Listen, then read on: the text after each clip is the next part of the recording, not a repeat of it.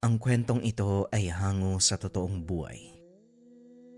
Mula ito sa isa nating kabayan na itago na lang natin sa pangalang Julio. Walang eksaktong taon. Sitio Malbar, probinsya ng Iloilo. Sinasabing ang buhay natin sa mundo ay parang ilog. Isang beses ka lang dadaan at hindi mo na maaaring balikan ang nakaraan. Ito ang aral na napulot ng ating tagakwento.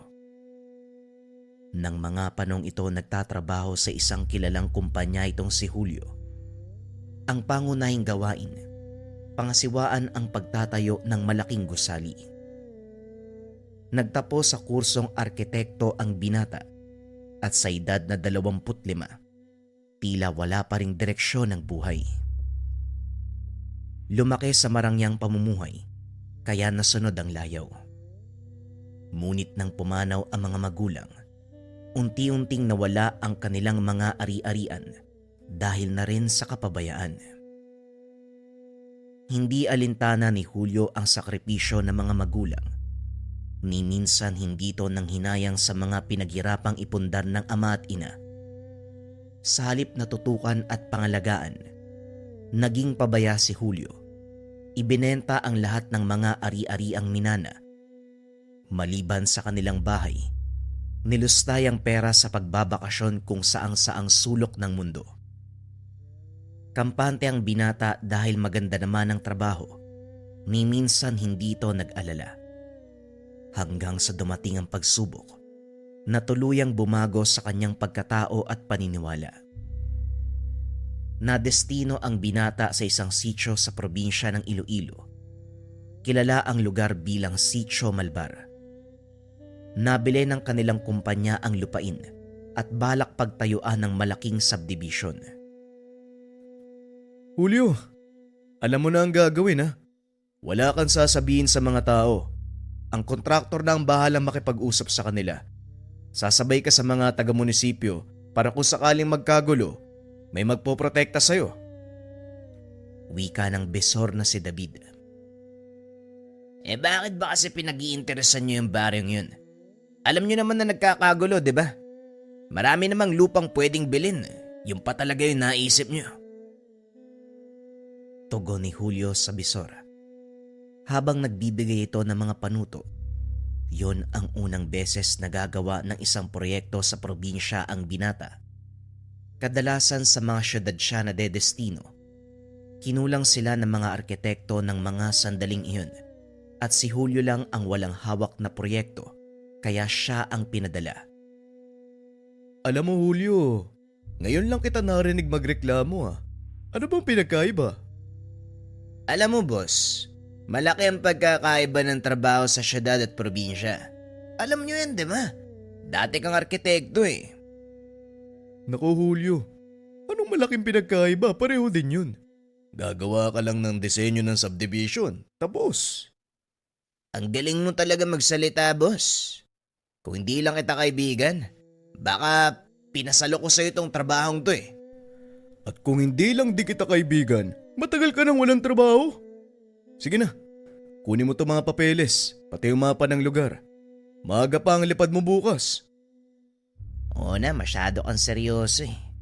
Mabilis kang tatanda niyan. Halika na, inom tayo. Libre mo ako. Aba sira ulong to. Uy, may trabaho pa ako. Kaya huwag ka magyaya ng inuman. Baka imbis ikaw ang masisante, pati ako madamay pa eh. Kalma lang. Yan ka na naman eh. Yung presyon mo, oh. Sige na. Mamaya mangisay ka ba dyan? Kasalanan ko pa.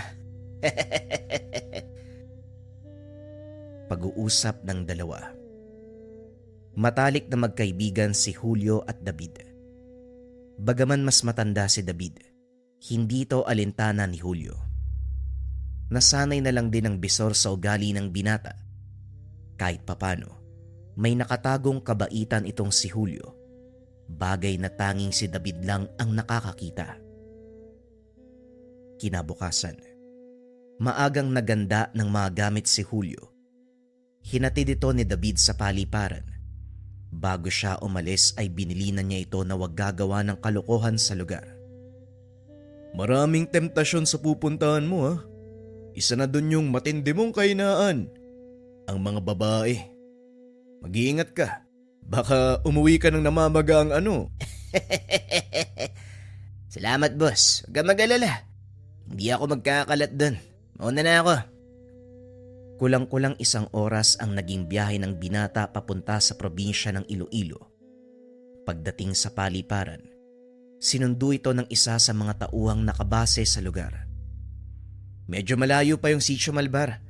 Mahigit 2 oras ang biyahe mula sa paliparan. Kaya kung nagugutom ka, kumain ka muna. Nauna na akong kumain eh.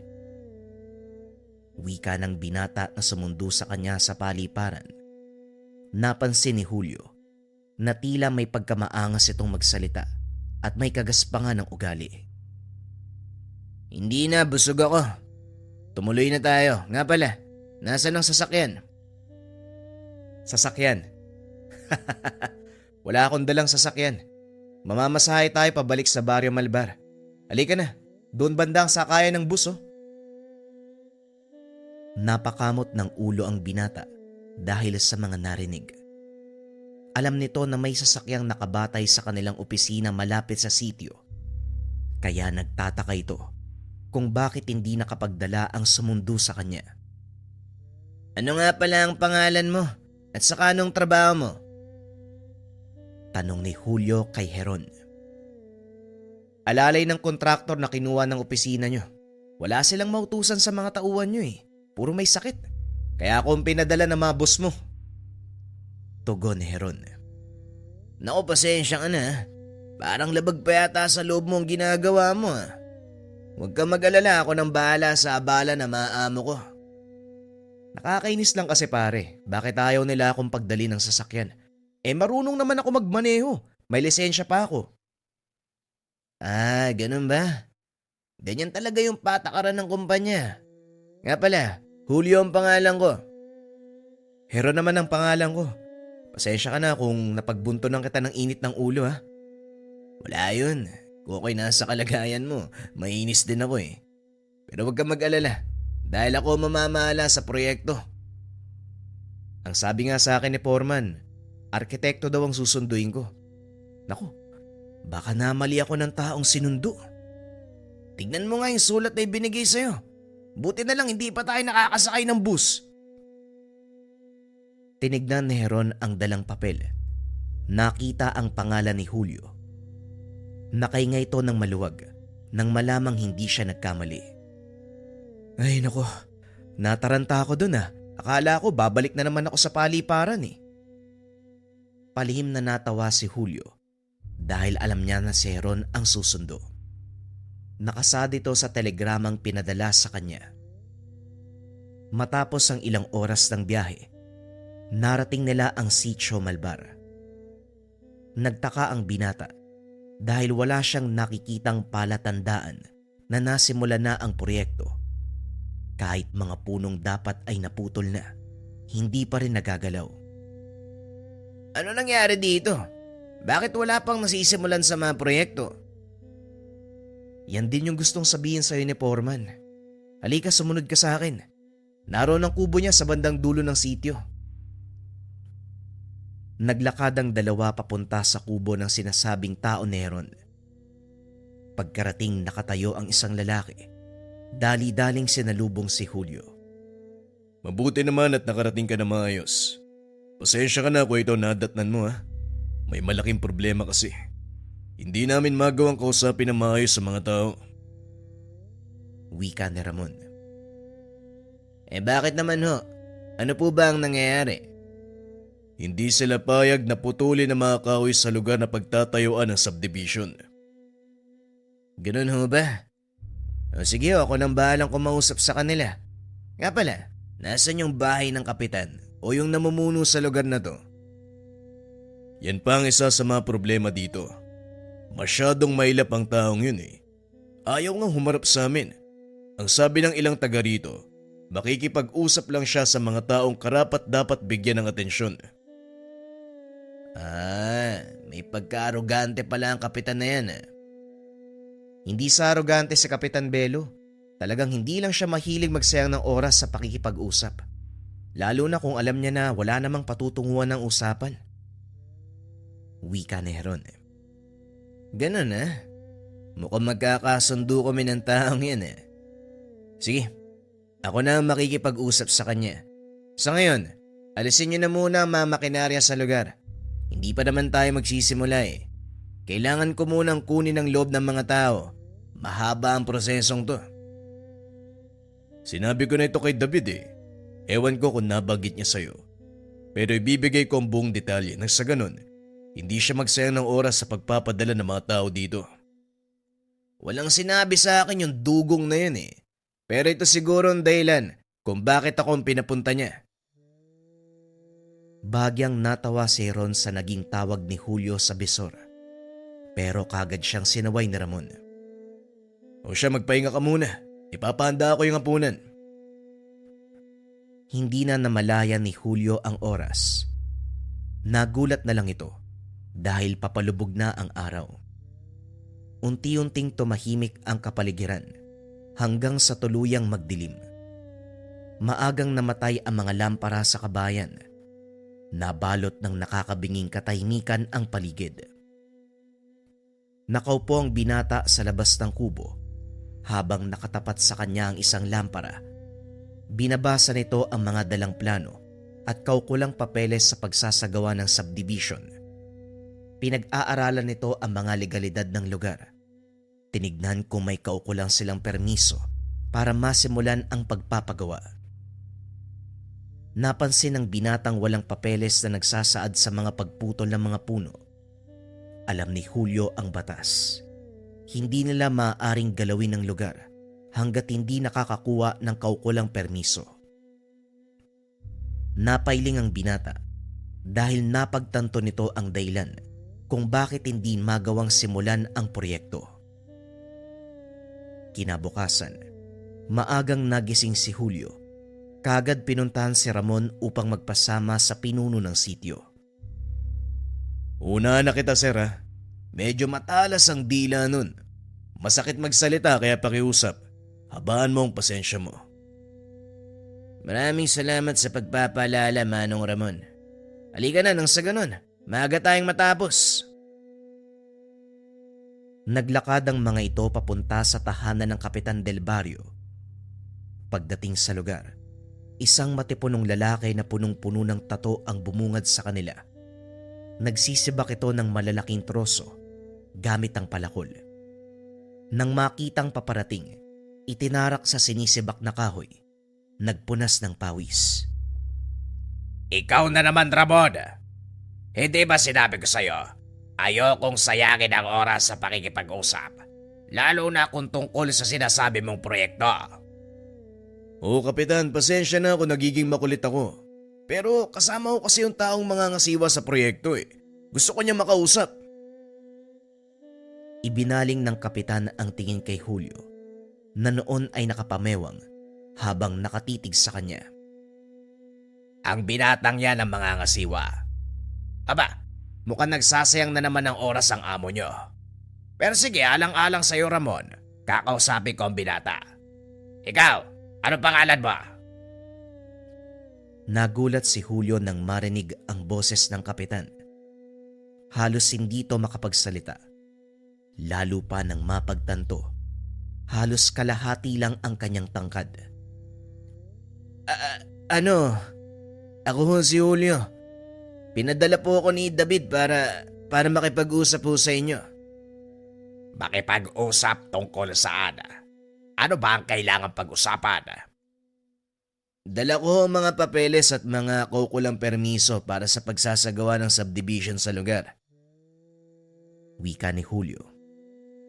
Habang binubuksan ang dalang sobre, nagulat ito. Dinampot ng kapitan ang malaking palakol. Hinampas sa putol na troso. Nabiyak ang malaking peraso ng kahoy sa isang hampas gamit ang isang kamay. Ako ang pinuno ng lugar na ito. Ngunit hindi ko saklaw ang kagubatan. Bakit kayo humingi ng permiso sa akin? Nakasaad ho sa sulatan na kailangan mong lagdaan ng papeles para may pagpatuloy kong Hindi na ituloy ni Julio ang sasabihin dahil biglang sumigaw ang kapitan. Hindi ka ba nakakaintindi? Wala akong kapangyarihan pagdating sa kagubatan. Ang pagiging pinuno ko, limitado lang sa mga tao. Kung hindi nyo pa din nauunawaan ang sinasabi ko, hindi ko na problema ang bagay na yon. Okay Ramon, umalis na kayo. Walang patutunguhan ang pag-uusap na ito. Kagad niyaya ni Ramon si Julio dahil natakot ito na baka lalong magalit ang kapitan. Yan ang sinasabi ko sa'yo, sir. Hindi mo siya makakausap ng maayos. Maayos naman siya magsalita. Kailangan lang intinding mabuti ang sinasabi niya. May nabanggit ang kapitan tungkol sa agubatan. Hindi niya saklaw ang pamumuno dito. Ibig sabihin may iba tayong dapat kausapin. May mga naninirahan bang katutubo sa gubat? Sa pagkakalam ko, wala eh. May mga napapadaang aita, pero hindi sila nananatili sa gubat na sakop ng sityo. Kung ganon, sino ang tinutukoy ni kapitan? Sa kalagitnaan ng pag-uusap ng dalawa, biglang sumagot ang isang matanda. Ang tinutukoy ni Pelo ay mga elemento at engkantong naninirahan sa kagubatan. Mataas ang respeto niya sa mga ito dahil mula sa kilalang angkan ng mga babaylan ng taong iyon. Tatang Bestre, nandiyan ka pala. Hindi man lang kita napansin si Julio ho. Sakyan mo na lang yung sasabihin na matandang yan Medyo ulyanin na kasi. Pahala ka kung ano gusto mong sabihin sa binatang to. Bumubulong ka pa. Akala mo hindi kita naririnig. Pero yan ang pinakamainam niyong gawin. Kailangan niyong makakuha ng pagpayag ng mga nilalang na nakatira sa kabundukan. Dahil kung ipipilit niyo ang pagpapagawa, siguradong marami ang mapapahamak. Matapos magsalita ng matanda, kagad itong umalis. Napaisip naman si Julio sa mga sinabi nito. Habang naglalakad, nakapako ang tingin ng binata sa makapal na gubat. Ito lang ang tanging hadlang sa kanilang proyekto at para masimulan, kailangan nitong linisin. Wala na akong pakialam sa mga permiso na yan. Pakilusin niyo mga makinarya. Simulan na ang paglilinis ng lugar. Pero sir, sandali lang naman. Narinig mo ang sinabi ko. Hindi ko na uulitin. Kumilos kayo kung gusto niyong mabayaran. Wika ng binata sabay pasok sa kubo. Naupo ito sa maliit na bintana habang pinagmamasdan ang mga makinaryang isa-isang umaandar. Naglabasan sa tahanan ng mga tao. Nagbulong-bulungan. Maging ang kapitan ay nakita ding nakatayo kasama ang mga tao. Isa-isang nagtumbahan ng mga puno, nagsigawan ng mga tao, nag-iyakan ng mga kababaihan at kabataan. Hindi alam ni Julio kung ano ang dahilan. Ngunit nang tignan nito ang kapitan, nakatitig ito sa kanya ng masakit. Sa sobrang inis ng binata, nilapitan niya ito upang kumprontahin. Akmang lalabas na ng kubo, kaso nga lang hinarangan siya ni Tatang Bestre. Huwag mo nang palalain ang sitwasyon. Pagmasdan mo ang mga kalalakihan. Wika ng matanda. Nakita ni Julio ang mga kalalakihang may hawak na itak at kung ano pang mga sandata. Bakit ganyan ang reaksyon nila? Bakit ba sila galit na galit? Sa palagay ko, alam mo kung bakit. May mga rason kung bakit hindi tinuloy ni Ramon ang paglilinis ng lugar. At dahil sa ginawa mo, masasaksiyan mo ang dahilang iyon. Habang tumatagal, lalong lumalawak ang nasisirang parte ng gubat. Laking gulat ni Julio dahil kung gaano kadami ang bilang ng punong natutumba ay siya ding bilang ng mga taong nagkakasakit at kabataang namamatay. Hanggang sa hindi na nakatiis ang binata, nilapitan nito ang kapitan. Ngunit bago pa man siya makapagsalita, inunahan na ito ni Kapitan Belo. Tignan mo ang ginawa mo. Siguro naman Alam mo na kung ano ang kinalabasan ng katigasan ng ulo ninyo. Wala kayong iniisip kung hindi sariling kapakanan. Napagutusan lang ako, Kapitan. Ginagawa ko lang ang trabaho ko. Kaya wag mo sanang isisi sa akin ang mga nangyayari.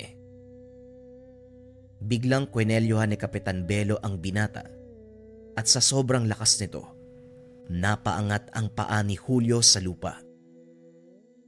Wag isisi sa'yo. Naririnig mo ba ang sarili mo? Ikaw ang dahilan kung bakit nasira ang gubat. Palibasa hindi mo alam ang katotohanan ng buhay sa Sitio Malbara. May sumpa ang lugar na ito na nakadikit sa kagubatan ng buhay ng mga tao sa sityo. Bawat punong nakatayo sa gubat ay katumbas ng buhay ng mga taong nakatira dito. Anong sinasabi mo?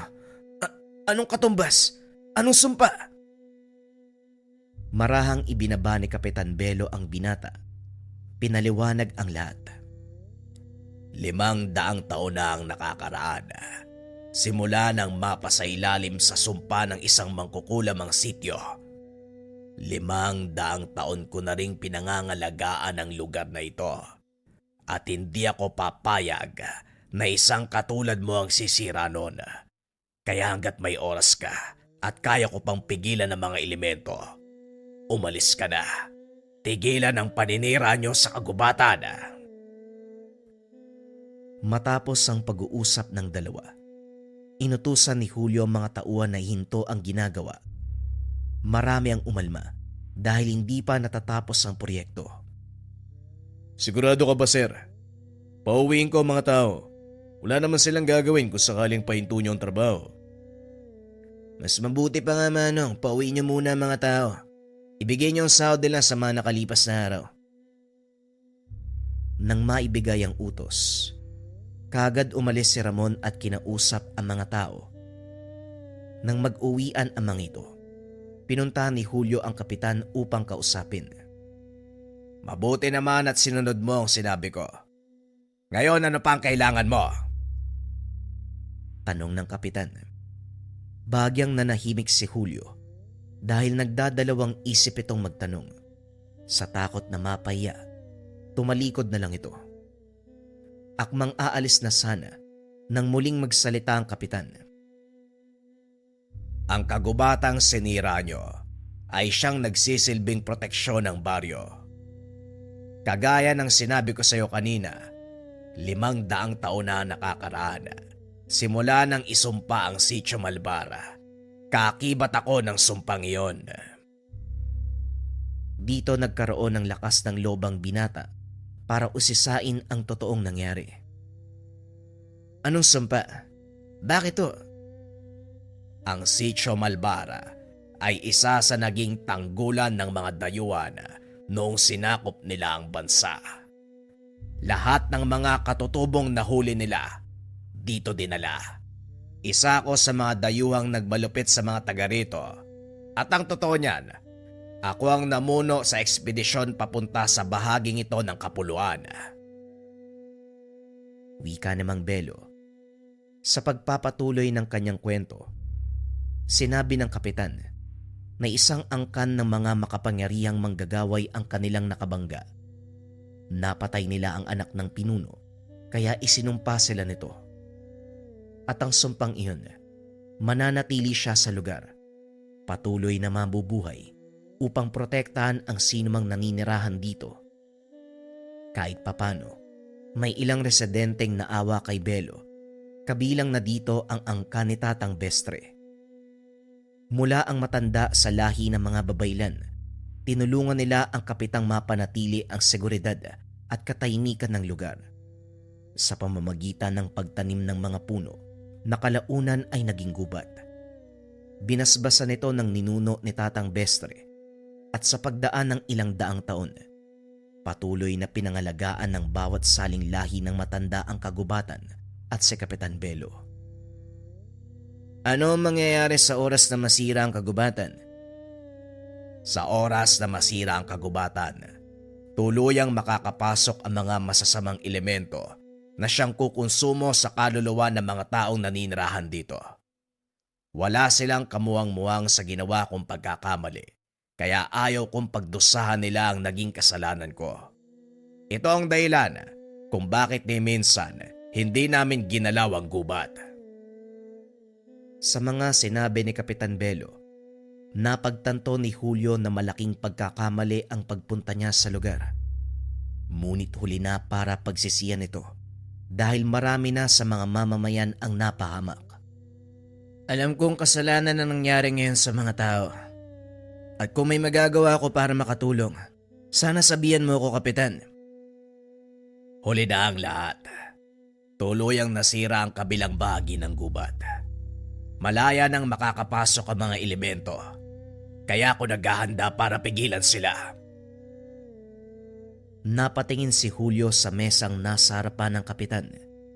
Isang pares ng kampilan ang nakapatong dito. Saka lang din napansin ni Julio mga marka sa katawan ng Ginoo, mga pilat sa nagdaang mga pakikipaglaban at mga marka ng tagumpay. Hindi ko alam kung paano ako makakabawi sa nagawa kong kasalanan. Patawarin mo sana ako, Kapitan. Kung nakinig lang sana ako, hindi na kailangan pang humantong sa ganito ang lahat. Huwag na tayong manatili sa nakaraan sapagkat nangyari na ito. Tignan mo ang hinaharap.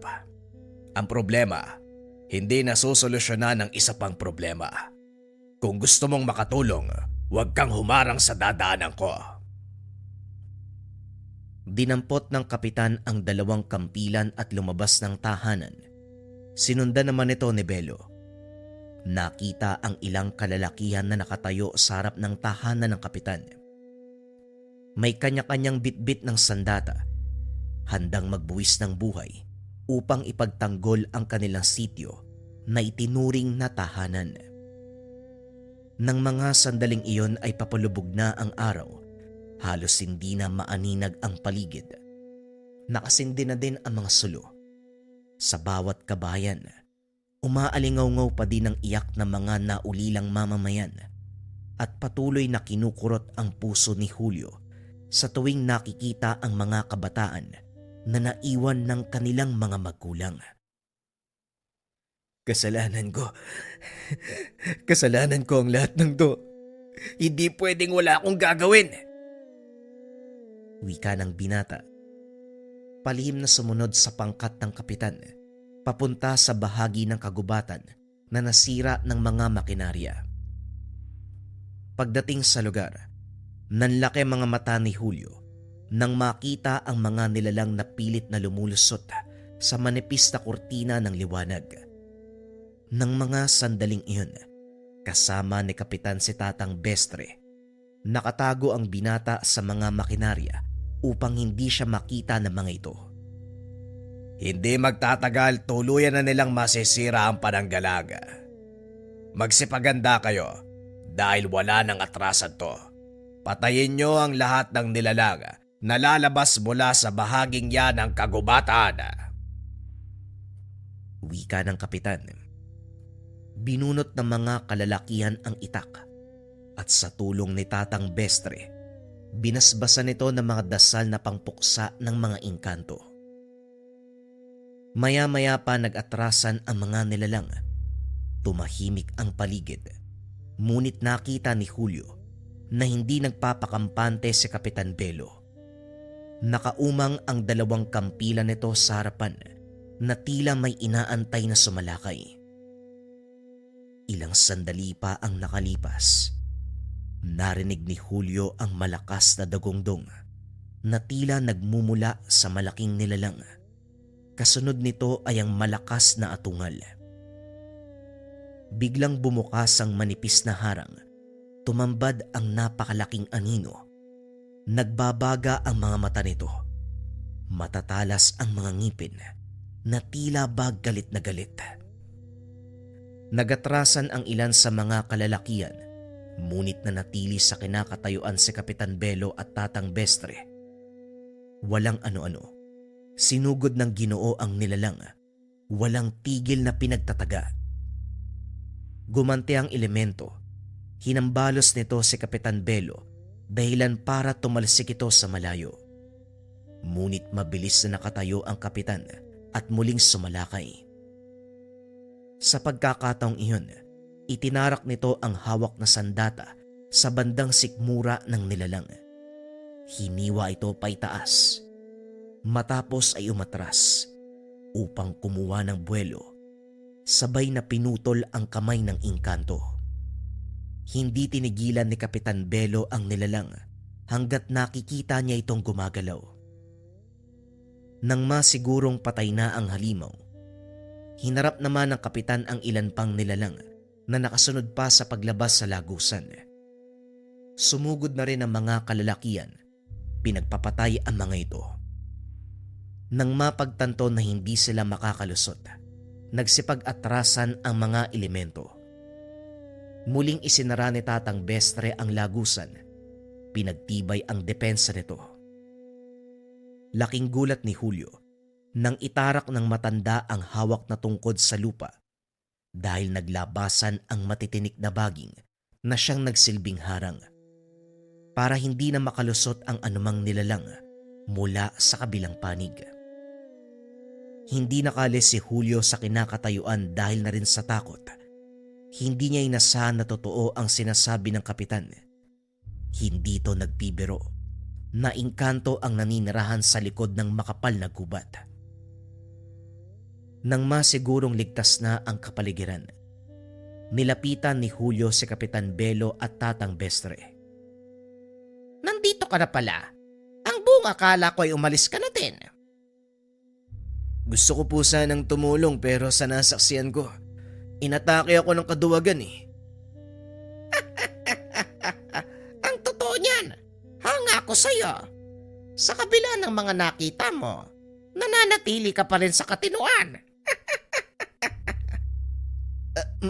Mabuti na lang po, nanalo po kayo.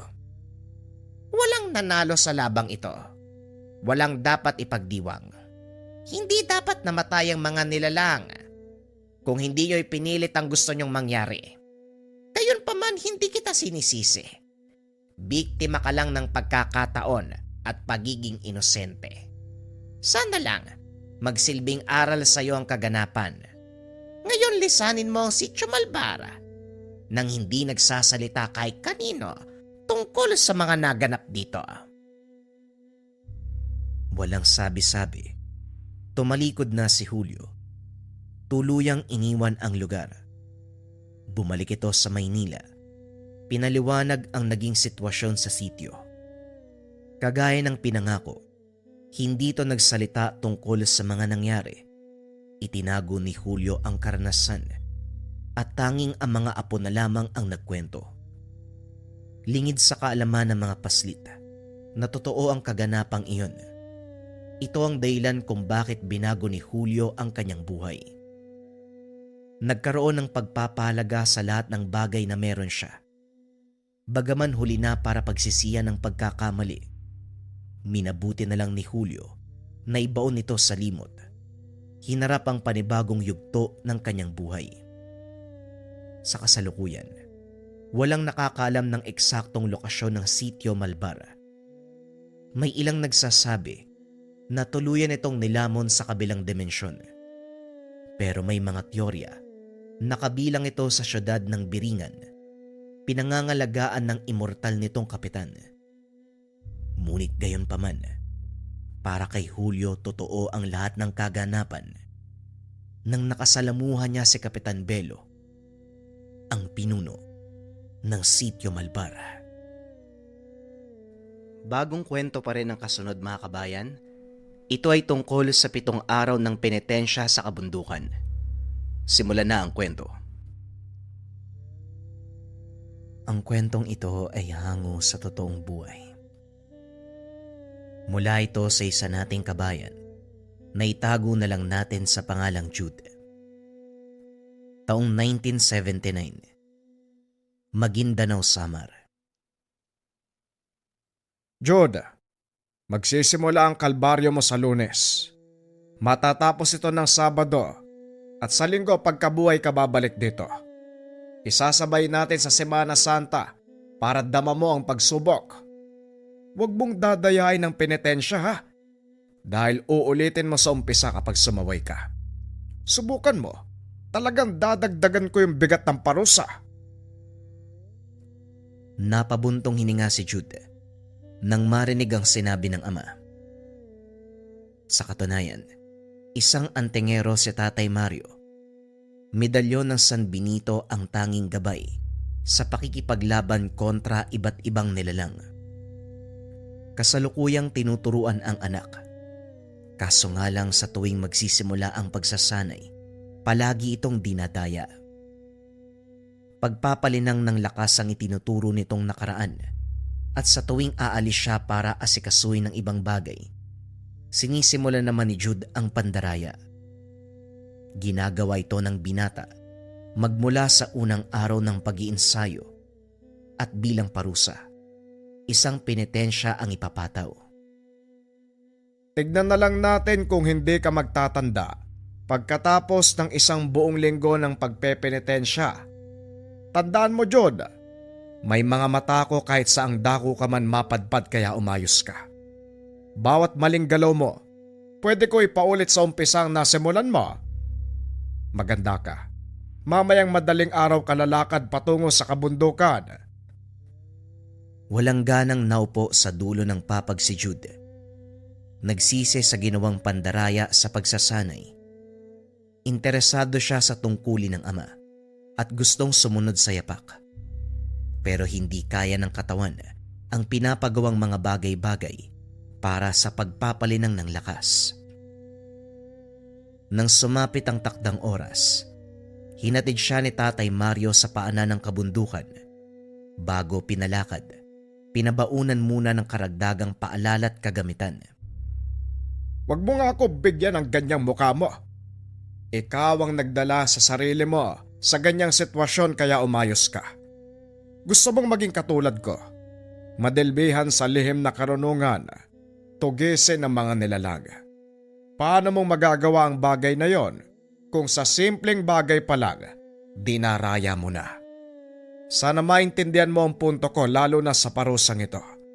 Mananatili ka sa kabundukang yan sa loob ng 6 na araw at pagsapit na ikapito, doon ka lang babalik sa bahay. Nasa iyo na rin kung ano ang gagawin mo sa mga araw na yan. Basta wag kang kikilos nang hindi naaayon sa sitwasyon at mas lalong wag kang mandaraya. Ito, gamitin mo kapag kinakailangan. Nag-abot ng maliit na kahon si Tatay Mario sa anak. Naglalaman ito ng bagay na makakatulong sa oras na maghahamon ang kampo ng dilim. Hinatid niya ng tanaw si Jude habang papasok sa kabundukan na pinamumugaran ng iba't ibang uri ng nilalang, elemento, mambabarang, mangkukulam, maging ng aswang. Lingid sa kalaman ng binata, sinadya ito upang matuto sa sariling paraan. Sa kabilang banda, kinilabutan kagad si Jude pagkapasok pa lang ng kagubatan. Hindi maiwasang mapalingon sa dinadaanan dahil sa pakiramdam na parang may nakasunod sa kanya. Idagdag pa ang biglaang pag-alulong ng asong gubat at ingay ng mga uwak sa kawayan. Nakarating si Jude sa bahaging may naglalakihang puno. Dito ipunesto ang barong-barong. Nagpahinga sandali pagkatapos. Gabi na nang magising, nagsinde ng gasera upang magliwanag ang paligid. Hinanda ng binata ang dalang baon upang makakain.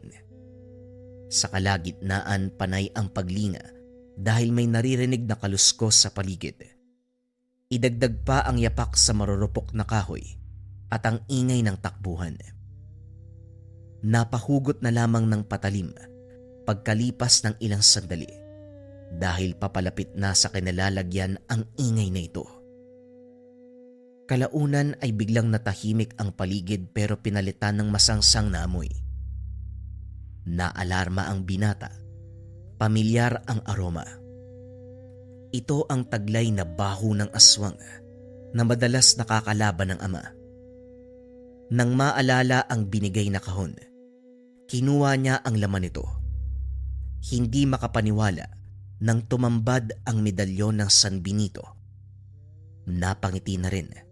Napalitan ng tapang ang nararamdamang kaba. Lumabas siya. Hinamon ang nilalang.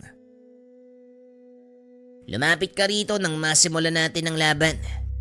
Ito naman yung gusto mo, hindi ba? Swerte ka. May pinabaon sa akin si tatay. Kaya mabibigyan kita ng magandang laban. Huwag ka matakot. Halika dito. Hindi mapigilan ni Jude ang sarili. Magmula kasi nang malaman ang taglay na bisa ng medalyon, inasam niya na ito. Hindi makapaniwala na sa ganitong paraan makukuha ang gamit. Tama na ang pagpaparamdam. Alam kong nandito ka lang sa malapit eh. Hindi ako natatakot sa'yo, kaya huwag kang magtago. Patuloy na hinamon ng binata ang nilalang. Kaso nga lang lumipas ang ilang sandali. Walang nilalang na nagpakita. Hindi na rin naaamoy ang samyo. Dismayado na si Jude dahil ang inakalang laban ay hindi nangyari. Ibinaba na lamang ang bitbit na patalim. Pumasok na sa ginawang munting silungan. Akala ko tuloy magagamit na. Hindi naman pala. Duwag yata yung aswang na yun eh. Pero kung si tatay ang nagamon, lumalapit naman. Parang kay Tatay Mario lang sila nakikipaglaban ah. Tatago nga muna kita. Wala pa namang paggagamitan eh. Wika ni Jude. Muling itinago ang medalyon sa kahon. Makalipas ang ilang sandali, muli siyang naalerto nang mapansin ang anino sa labas. Gumagapang ang mga ito habang nagpapalitan ng tahol. Huminto sa unahan. Pinag-aagawan ang bagay na kagat-kagat ng isa. Sinita ito ng binata at binato. Nang hindi matigil sa pag-iingay, lumabas siya at pinaghampas ng kahoy. Sa kabila ng pagiging mabangis ng asong gubat, kumaripas ng takbo pagkatapos matamaan ng hambalos. Napako ang tingin ni Jude sa nginangat-ngat ng mga ito. Kung hindi nagkamali ng pagkilala, lamang loob ang nakabalandra sa harapan. Kagad ding nagtakip ng ilong nang umalingasaw ang masangsang na amoy. Nabubulok na laman at nilalangaw na rin. Tinabunan na lamang ng lupa upang hindi na kumalat. Natigilan ng binata nang may maisip tungkol dito. Parang may ibang bagay pang nangyayari sa lugar na to ah. Hindi din karne ng hayop. Parang galing sa tao eh. Mabangis na hayop ba yung gumawa nito? O meron pang iba? Nanindig ang balahibo sa naisip. Nagmamadaling pumasok sa munting silong. Bitbit ang patalim. Isinuot na rin ang medalyon. Hindi na isipang matulog. Nagbantay ng nagbantay sa paligid. Makaraan ng ilang oras muling nabulabog ang katahimikan ng gabi. Sa puntong ito, bumalik ang asong gubat at si Jude ang sinalakay. Dali-daling lumabas upang hindi matabunan ng gumuhong barong-barong. Kagad ding pinagtulungan ng mga ito. Mabuti na lamang nabitbit ang patalim at nakagante ng atake. Kaso nga lang sa dami ng asong gubat ay napatras. Kumaripas ng takbo ang binata lalo na nang umapoy ang barong-barong dulot ng natapong gasera. Nakasunod pa rin ang mga asong gubat. Kalaunan ay napalibutan. Hinanda na lamang ang sarili para lumaban. Lintik na mga asong to. Kung kailan mahimbing na yung pagtulog ko sa kasumugod. Pati yung tinutulugan ko nasunog na. San kaya ako sisilong nito? Napalibutan pa ako. Oh, isa-isa lang sa pagsugod ah. Nang mga sumunod na sandali, natagpuan na lamang ni Jude ang sarili, nakikipaglaban sa mga asong gubat. Napansin niya ang pagbilis ng mga kilos. Natatapatan ang bawat galaw ng kalaban.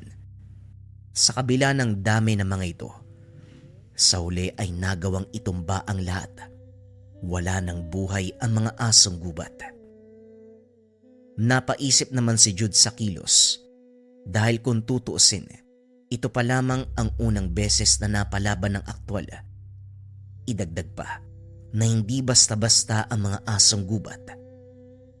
Nang mapatingin sa medalyon, nararamdaman niya na dito nagmumula ang paggabay.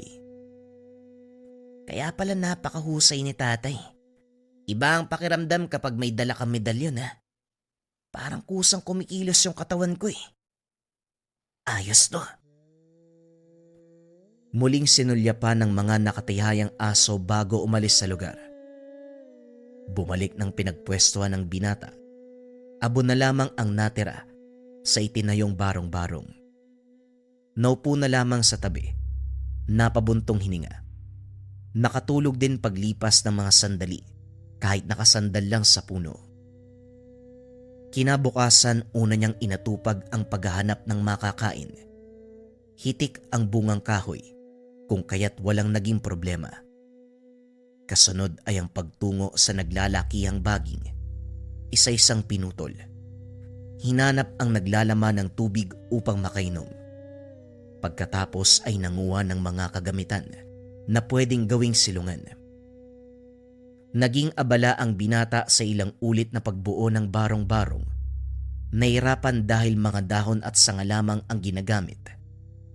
Walang matibay na pundasyon kung kaya't ilang beses ginawa. Natapos din pagkalipas ng ilang oras.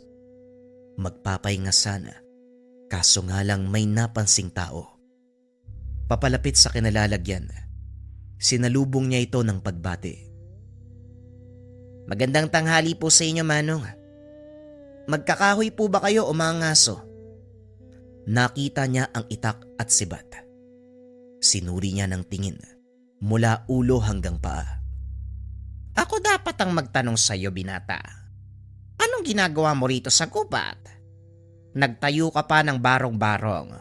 Hindi mo ba alam, delikado ang lugar na to? Wika nito. Tumingin pa sa paligid habang hawak ang patalim.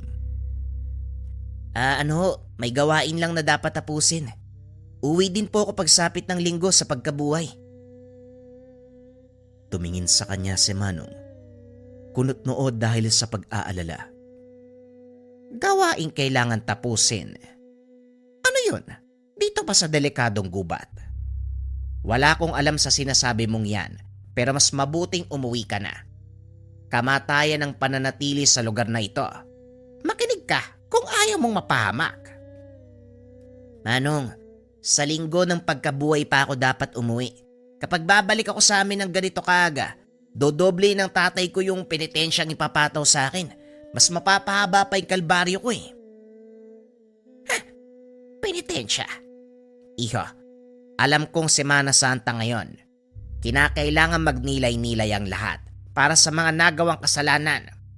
Subalit ang lugar na ito ay isang kamatayan. Hindi lang mabangis na hayop ang nandito. Meron ding nilalang na mahirap kalabanin. Bata, makinig ka sa akin. Tapunan ng patay ang lugar na ito. At hindi simpleng tao ang pumapatay. Iba't ibang uri ng mga nilalang, hayop, maging ng mga elemento. Manong, mawalang galang na po. Siguro dumiretso na po kayo sa paglalakad. Ingat ho kayo.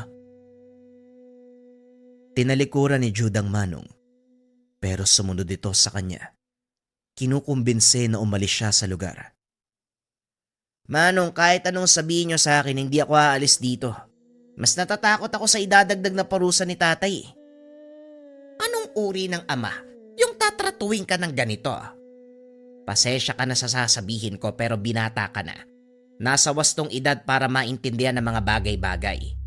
Hindi ba pumapasok sa kokote mo na mapapahamak ka sa ganitong uri ng lugar? Kailan ka pa dumating dito?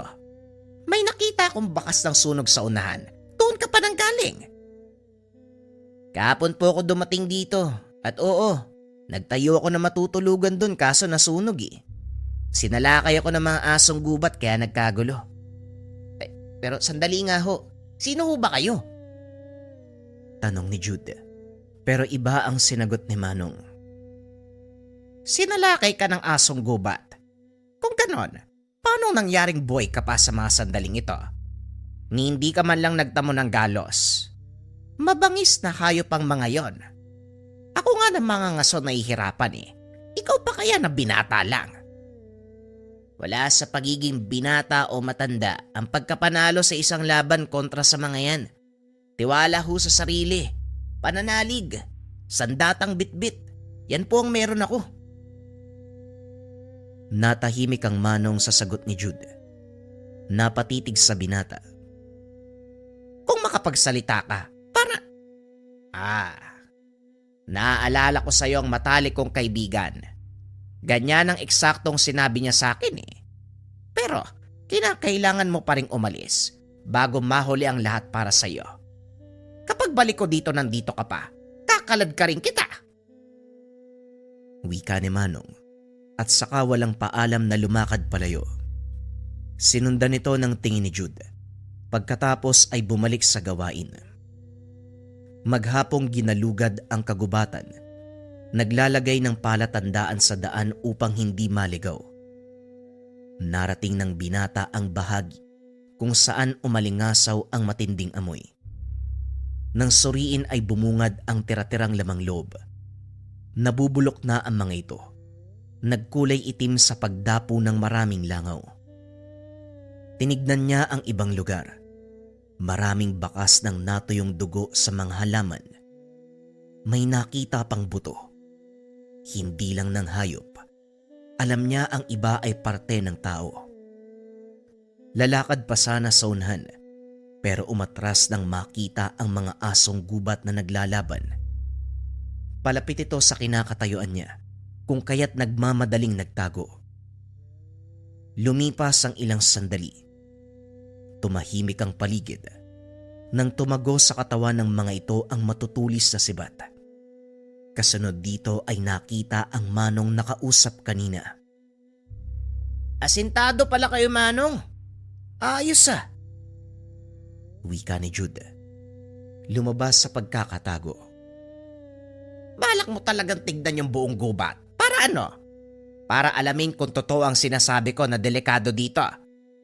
Binata, mahinang uri ang mabangis na mga aso. Kaya pakiusap umalis ka na. Dahil hindi lang yan ang meron dito. Palagi na lang Manong yung tawag ko sa inyo. Ano po bang pangalan nyo? Ang pangalan ko ho, Jude. Ano po ba yun sa inyo? Tawagin mo kong Simon. Pakiusap, bumaba ka na sa kapatagan. Malapit nang sumapit ang dilim. Mas delikado dito eh. Mas mabangis na nilalang ang dadayo. Hindi na lang kita pipilitin. Ang tigas ng ulo mo. Bahala ka sa sarili mo. Sana pagbalik ko bukas, humihinga ka pa. Kung makapagsalita, akala mo naman mamamatay ako.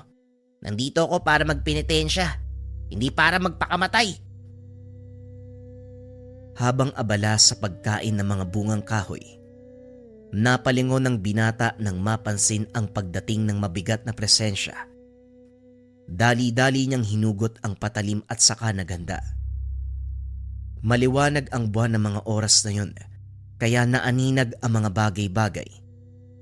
Ilang sandali ang lumipas nang makita ang aswang. Gumagapang ito habang dahan-dahang lumalapit. Hindi nagtagal. Nagsimulang gibain ang barong-barong. Naalerto si Jude dahil unti-unting gumuho ang silungan. Lumabas siya bago matabunan. Sakto namang bumungad ang aswang. Kung hindi nakailag ang binata, mapupuruhan siya ng kalmot. Eto siguro yung pinakapagsubok sa akin ni tatay. Pinapunta ako sa lugar kung saan maraming mabangis na hayop o nilalang. Ay nako. Wika ni Jude sa sarili. Maigpit ang hawak sa itak. Buong tapang na inarap ang nilalang. Kagad umatake ang aswang. Sinugod ng kalmot ang binata. Panay ang pagkagat at pagsakal. Sa kabilang banda, hindi tumigil si Jude kahit nahirapan. Minabuting lumaban kahit pumapalya ang atake. Sa pagpapatuloy ng sagupan, nakaisip ng ideya kung paanong tatapatan ng nilalang. Nilaro ng binata ang laban sa mga unang sandali. Panay ilag at takbo. Pinapagod ang nilalang hanggang sa ito na mismo ang huminto. Sinamantala ng binata ang pagkakataon. Sa pagtigil ng halimaw ay siya naman ang umatake. Umatras na lamang ang nilalang upang makaiwas sa pagsugod, pero humantong sa punto na tinamaan ng patalim. Dito na bumuelo ng husto si Jude. Tinaga sa ulo. Sandaling natigilan ng nilalang. Tumingin ito sa binata pero hindi na gumanti. Dahan-dahang lumuhod hanggang sa umandusay. Natuwa ang binata sa naging resulta ng laban. Sana naman matuwa si tatay sa mga ginagawa ko. Pangalawang laban na to. Una asong gubat. Ngayon aswang. Pero ayos din to ha. Natututo ako. Iniwanan niya ang katawan ng aswang. Kinabukasan, nabulabog ang tulog sa pagdating ni Simon. Lumika ito ng ingay na naging dahilan ng pagbangon. May dalang kanin at ulam. Merong pang bitbit na galon ng tubig. Tanghali na, bumangon ka nga dyan. May dala akong pagkain. Naguluhan ng binata sa datingan ni Simon. Magaan ang pakikitungo sa kanya. Inabutan siya ng plato at inumin. Bait-baitan na. Siguro natanggap niyo na po yung katotohanan na hindi ako mapapalis sa lugar na to. Manong, hanggang linggo pa talaga ako eh. Huwag ka mag-alala. Dahil kapag nakaalis na ako, hindi na tayo magkikita kahit kailan. Wika ni Jude. Nilantaka ng pagkain. Inantay siyang matapos si Mang Simon bago'y pinagpatuloy ang usapan. Napapaisip lang ako kung sino ka ba talaga at kung ano ang kaya mong gawin. Bumalik ako kagabi para tignan ka kung buhay ka pa. Wala ka sa barong-barong pero dahil sa ingay nakita ko ang ginawa mo. Kaya pala malakas ang lobong manatili araw at gabi. May tinatago kang pambihirang kakayahan. Paano mo nagawang talunin ng isang aswang ng ganun lang? Sabihin mo sa akin, may anting-anting ka no? Natigilan sa pagkain si Jude. Ayaw sagutin ang tanong. Iniingatan ng pagkatao niya at ng ama. Iniba niya ang usapan. Bakit ba pabalik-balik ka dito, Manong? Malapit ba yung bahay mo dito? Huwag mong iliis ang usapan, binata. Sagutin mo ang tanong ko para alam ko kung paano ka pakikitunguan. Ibang klase din po pala yung paniniwala nyo, no? Binabatay nyo sa katauhan ng tao ang pagtrato. Di ba dapat patas ang pagtingin sa lahat? Huwag mong ilayo ang usapan. Balik tayo sa tanong ko. May tinatangan ka ba? Napatay mo yung aswang ng walang kahirap-hirap. Oy Manong, nahirapan kaya ako. Sobrang kabado ko ng mga sandaling yun. Halimaw kaya yung nakalaban ko. Napahugot ng hininga si Simon. Hindi rin pinilit na sumagot ang binata dahil lumalayo na ang usapan. Nagpaalam na lamang at lumakad. Samantala, nakahinga si Jude nang hindi na mag-usisa ang Manong. Hinatid niya ito ng tanaw. Siniguradong aalis ng lugar. Huli na nang maisip na sundan dahil pagtingin ay wala na. Bahala siya sa buhay niya. Ilang araw na lang ako mananatili dito. Hindi ko tuloy mapigilang isipin kung ano yung haharapin sa mga susunod na oras. Asong gubat o aswang bauli yung makakalaban ko. Sana mas malakas para may bago akong matutunan. Sana lang din pala, ito na yung penitensyang sinasabi ni tatay kasi kung hindi, ay naku, nagsasayang lang ako ng panahon dito. Nang mga sumunod na araw ay walang nagparamdam na nilalang. Naaaliw pa si Jude sa pangyayari dahil tumutulong siya kay Mang Simon. Nangangaso ang dalawa doon sa gubat. Naging maayos ang pakikitungo ng dalawa sa isa't isa dahil napadalas ang pagsasama. Nakarating sa tahanan nito na nasa dulo ng kabundukan. Hindi tumagal ang binata sa bahay dahil naisip ang sinabi ng ama. Pwede ka namang magpalipas ng gabi dito. Malaki ang espasyo sa loob at ako lang mag-isa. Teka, hanggang ngayon ba wala ka pa ring tiwala sa akin? Nakita mo naman isa akong ordinaryong mangangaso. Ano bang kinakatakot mo? Hindi naman po sa ganun. Naisip ko lang yung sinabi sa akin ni tatay. Meron siyang mga mata na nakasunod sa akin. Nalalaman niya ang lahat ng ginagawa ko. Gusto ko lang pong makaiwas sa gulo. Baka kasi magkamali ako eh. Maulit na naman yung pagpepenitensya. Isang araw na lang yung bibilangin, no? Makakauwi na ako kaya nag-iingat lang. Bahala ka. Eto pala bilo-bilo. Baunin mo para hindi ka magutom. Napapaisip ako Kung anong klase ang magulang mo. Ngayon lang ako nakarinig na may tatay na pinapadalang anak sa lugar na pinamumugaran ng mabangis na hayop at aswang. Hayaan mo, dadalaw ako sa pwesto mo para kahit papano makatulong kung may sasalakay. Sige Manong, maraming salamat ho ah. Pagsapit ng gabi, hindi makatulog si Jude sa pakiramdam na hatid ng paligid. Ilang ulit siyang nakaamoy ng samyo ng nilalang. May mga pagkakataon na biglang dumadapo sa bubong ng barong-barong. May mga pagaspas at pag-angil. Alam ng binata na hindi ito mula sa ordinaryong hayop. Hindi nagtagal. May lumitaw na nilalang. Itsura ng dambuhalang ibon. Napula ang apoy na sinunog sa lakas ng pagaspas ng mga pakpak. Kasunod, ang unti-unting pagkasira ng tinutulugan. Paulit-ulit na binunggo. Paglabas si Jude, napatingin kagad ang aswang. Sa kabila ng dilim ng paligid, naaninag ng binata ang kaharap. Teka, parang iba na to ha. Sobrang laki ha. Hinugot ng binata ang itak na nakatarak sa katabing puno. Sinalubong ang nilalang. Panay ang pag-ilag ni Jude. Mabilis ang paglipad ng kalaban. Hirap siyang patamaan ng atake dahil lumilipad. Bigla ding umaatake. Sa sitwasyon, mas lalong determinado ang binata na mapuksa ito. Bumaba ka dito. Ang daya mo Kung nakakalipad lang ako, siguradong patay ka na. Sinunda ng tingin ang lumilipad na nilalang. Bigla-bigla itong umaatake. Tumilapon ng binata ng matamaan. Hindi nakagalaw ng daganan at sakalin. Nang mga sandaling ito, iba na ang itsura ng nilalang. Bagamat wangis ng ibon, meron itong kamay ng tao. Nakaramdam ng takot ang binata. Hindi na makahinga ng maayos. Humihigpit ang pagkakasakal. Mas malakas ang puwersa kumpara sa kanya. Sinikap namang maabot ang nabitawang itak. Subalit sobrang layo kaya hindi makuha. Pinikit ng binata ang mga mata. Nagdasal sa huling sandali. Tinanggap na ang kapalaran.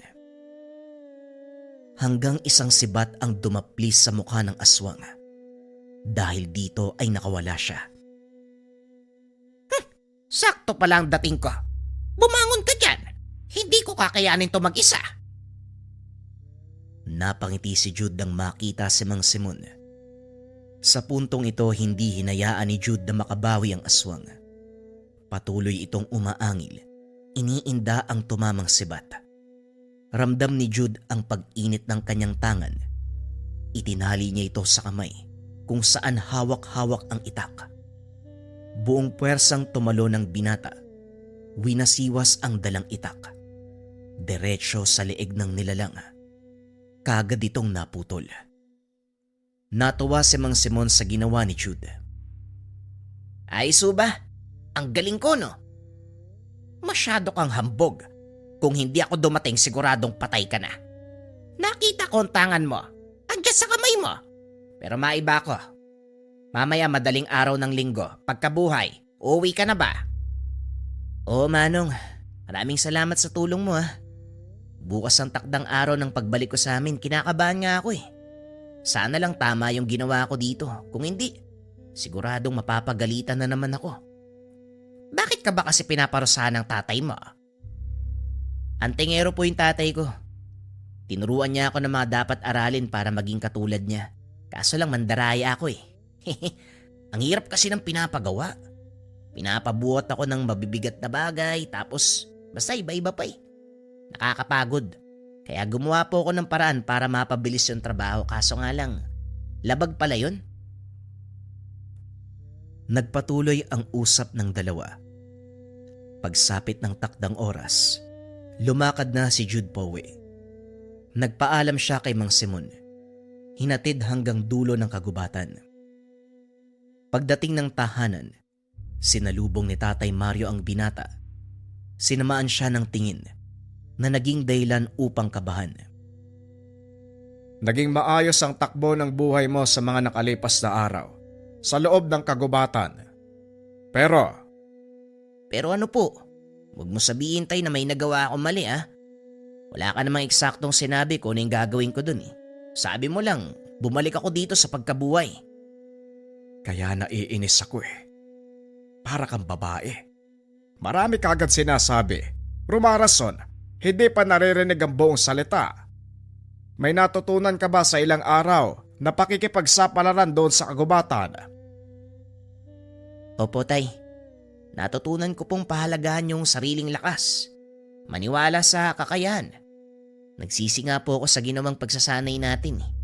Nasa proseso po pala yung tunay na pagkatuto. Mabuti.